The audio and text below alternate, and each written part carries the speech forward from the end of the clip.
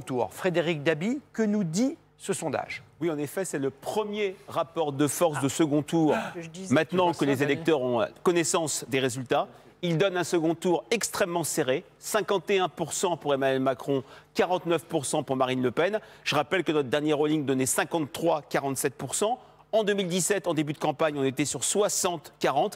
Et la question qui se pose, quand on a entendu les différentes consignes, c'est les reports de voix. Presque un électeur sur deux de Jean-Luc Mélenchon ne voterait pas. 33% irait chez Emmanuel Macron, 23% chez Marine Le Pen. C'est quasiment égalité dans l'électorat Pécresse entre Macron et Marine Le Pen. En revanche, l'électorat Zemmour irait aux trois quarts dans un vote Marine Le Pen. Donc, rapport de force extrêmement serré. Et juste un mot de méthodologie. Quel est ce qu'on appelle dans votre jargon l'intervalle de confiance, c'est-à-dire la zone d'incertitude quand on voit 51-49? On est dans la marge d'erreur.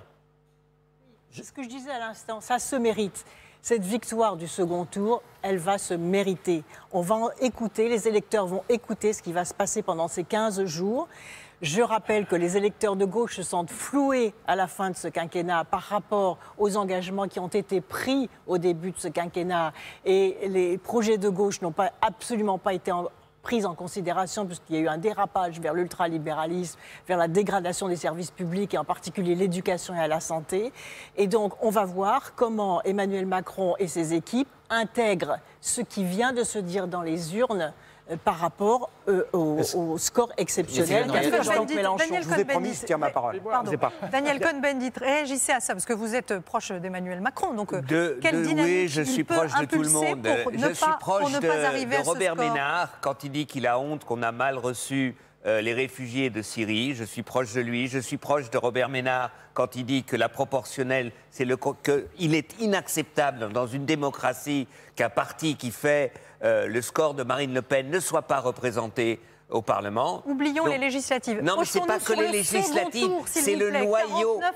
49-51%. Oui, mais le 49, écoutez, on verra. Quelle impulsion Emmanuel Macron peut-il donner à sa campagne de second tour? Emmanuel Macron doit ne pas refaire l'erreur qu'il a fait la dernière fois, c'est-à-dire élargir ne veut pas dire prendre des personnalités, de croire qu'on a élargi. D'abord, sur le néolibéralisme, Ségolène, le quoi qu'il en coûte, c'est le contraire du néolibéralisme, c'est du keynésianisme et tout ça.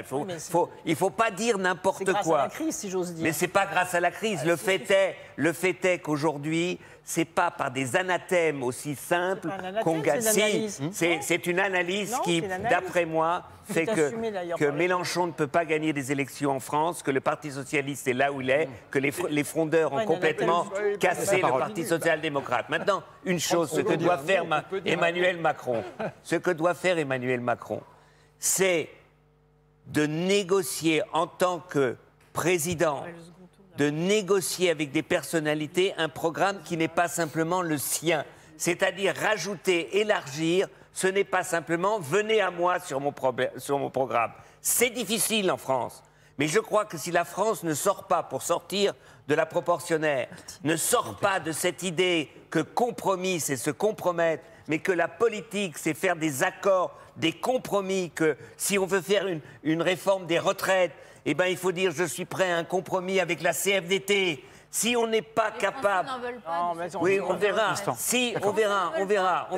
Si on n'est pas capable de faire de la politique avec des compromis, on ne réussira pas.